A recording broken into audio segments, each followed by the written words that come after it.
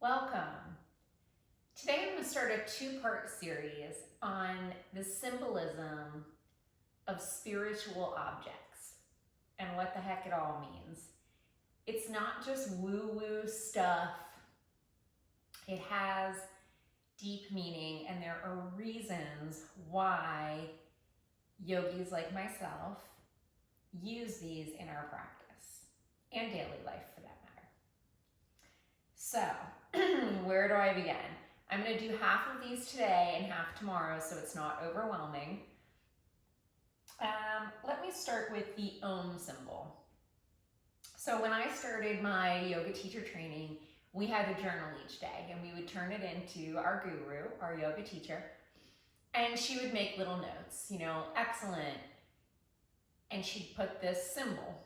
And I didn't know what the symbol meant. It was pretty, but I didn't know what it meant. And so I finally, after a few times, went to her and said, Amber, your little doodle in my journal is really pretty, but what does it mean? And she kind of chuckled and said, you don't know what that means? She's like, Libby, you're in yoga teacher training. I can't believe you don't know what this means. It's okay. Live in that question. It's a great question. Live in that question. And that was one of her big lines. And I learned to really come to value and respect that, because we do all need to find the answers from within. We can't just be told everything, or we'll have a bunch of clutter in our minds that we're confused about. But how do you find an answer when there's no word for Google? You have no starting point. And so I went home and I thought, okay, get creative, Libby. So I started Googling symbolism in yoga. And sure enough, the Om sign came right up. And that was exactly what she had doodled in my notebook, or drawn, not doodled. And Om is a 3-part sound, and it's primordial. It's one of the oldest known sounds on earth that can be spoken or chanted in any and every language. So it's really a beautiful sound that brings us together and unites us. So this is a sculpture that my friend Josh made that I treasure, and it is the Om symbol. This is what it looks like. It's basically the number 3 with a U at the top and then a dot, and then a lovely little squiggle down the side. So if you see this, I'll put it up against the white wall, it might be easier to see. If you see this symbol, that's what it means. It's the Om symbol. And when we Om, we expand the lungs, and it has a very calming, centering effect. So often we Om before yoga, after yoga, before meditation, after meditation, or all of the above. So I'm going to Om for you once today. Pardon me, I'm still getting over a little bit of a cold, so excuse me one second. So we inhale and exhale, and then we inhale, and on the following exhale, we Om.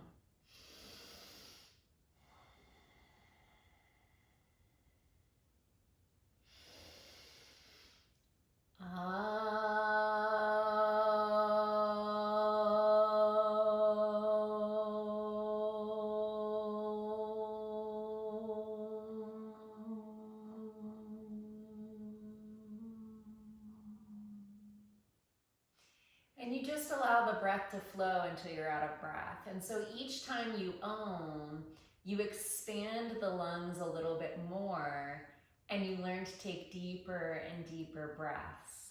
It's a very healthy practice. So that's my message on Oming. I'll put that lovely thing. Oh, look. A feather found its way. I don't know if you can see this beautiful little gem. I find feathers almost every day. Feathers have spiritual meaning too. I wasn't planning on talking about this because I didn't know I would find one. But it's funny when you find them in unlikely places like your home. This is a beautiful little white feather. And feathers are signs from the universe, or signs from your angels, however you'd like to look at it, that you're being guided on the right path and that you're never alone. So if you find a feather, pick it up, keep it, It's a sign of good things to come. You're on the right path. That was a little gift from the universe. Thank you, universe. All right, so let me introduce you to my happy Buddha. He's a good buddy of mine. He used to be in my yoga studio. Now he's in my home. If you notice, my knee's not in the way here. If you notice, happy Buddha has little mala beads, a mala bead bracelet in his hand. He's probably chanting and using the mala beads to keep track of how many times he's said his chant. In this hand, he has a lovely flower. And of course, he has his big, round, happy Buddha belly. We like to acknowledge that because we need to practice acceptance. That's a sign of acceptance, self-acceptance. He's smiling, he's jolly. And if you notice, turn him toward you a bit, he has nice, big ears, exaggerated ears. And that's because he listens more than he speaks. Small mouth, big ears, listens more. So that's my Buddha. I don't practice any one religion. I just incorporate all the spiritual practices that I find helpful in my life. All right, so just like Buddha had his mala bead bracelet, I have many mala bead bracelets. I just brought one here to show you today. This happens to be tiger stone. So it's a beautiful, it has lots of layers of colors. And this one has Buddha on it. They come in all different forms, and males and females can both wear mala bead bracelets. You can also stack them. So I often wear different ones, malachite, tiger stone. I have a bunch of them and I love them. And you can wear them all together or you can wear them individually. You can wear them as jewelry or you can wear them to chant. So they have multiple purposes, and each stone has its own healing quality. So they're not just stones, they're actually crystals. And we'll talk about that another day because I could go on and on and on about the healing properties of crystals and stones. But this is one of my mala bead bracelets. So next I'll just talk about the mala bead necklace because that's a good transition. Oopsie. And the mala bead necklaces have 108 beads in each necklace, which is why I have my tattoo with the lotus flower and 108. There's a lot of symbolism in the number 108, which is why Wanderlust 108 uses the number 108. So we'll just talk about it in terms of the mala bead today. The mala bead has 108 beads. So you can start at the top, which has an Om symbol on mine, and you start counting each time you chant down your beads. Very similar to a rosary. A rosary also has 108 beads on it, but this mala bead has no specific religious affiliation. It's just spiritual.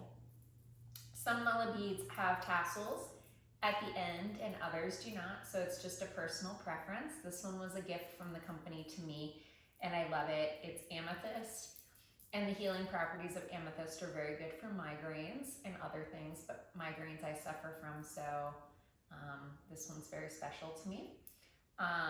So I'll put that on. And if you have a mala bead with a tassel and it gets a little gnarly like mine happens to look today, you simply run it under the faucet in any sink and straighten it out, and it'll go right back to its beautiful original form. So that's good to know. Next, let's talk about incense. You've probably seen incense or heard of it. This is a very simple incense holder that I have today. They come in very elaborate formats. You can get any kind of incense holder you'd like.